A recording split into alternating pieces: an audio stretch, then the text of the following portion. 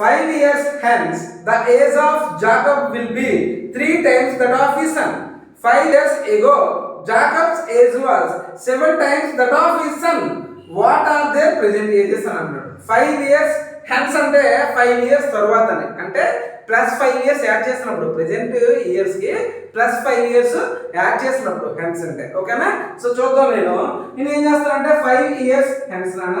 So 5 years hence నేను ఏం చేస్తానంటే, సో జాకబ్ సన్ ఉన్నాడు కదా, జాకబ్ సన్ ఏజ్ నేను ఎక్స్ అనుకుంటే అప్పుడు మరి జాకబ్ ఏజ్ ఎంత అవుతుందన్నా, ఎందుకంటే 3 times అన్నాడు కదా, అందుకనే 3x అవుతుందన్న. ఇది ఎప్పుడు 5 years హెన్స్.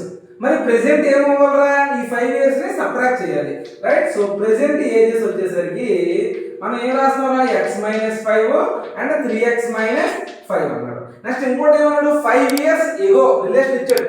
అదొక తండ్రి ఏజ్ కొడుకు ఏజ్ కానీ 7 times ఉంటుందని, అదొక తండ్రి ఏజ్ కొడుకు ఏజ్ కానీ 7 times ఉంటుందని చెప్తున్నాడు.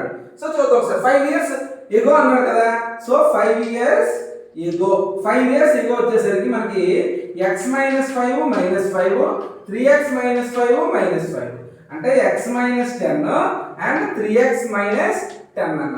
అదేమన్నాడు, తండ్రి ఏజ్ అంట కొడుకు ఏజ్ కి 7 times ఉంటుందంట. అంటే కొడుకు ఏజ్ నేను 7 times తో మల్టిప్లై చేస్తే నాకు తండ్రి ఏజ్ కి ఈక్వల్ అవుతుంది అన్న.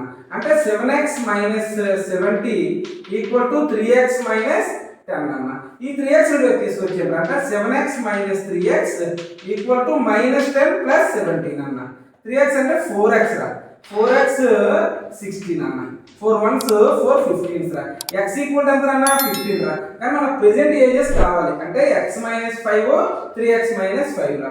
సో x - 5 అంటే 15 - 5 అన్న, అంటే 10 years. అంటే జాకబ్ సన్ ఏజ్ ఎంత అన్న 10 years, రైట్. అలాగే సో 3 15s 45 - 5 రా, అంటే 14 అన్న. 40 అనేది ఎవర్ ఏజ్ రా, జాకబ్ ఏజ్ అన్న, అంతే.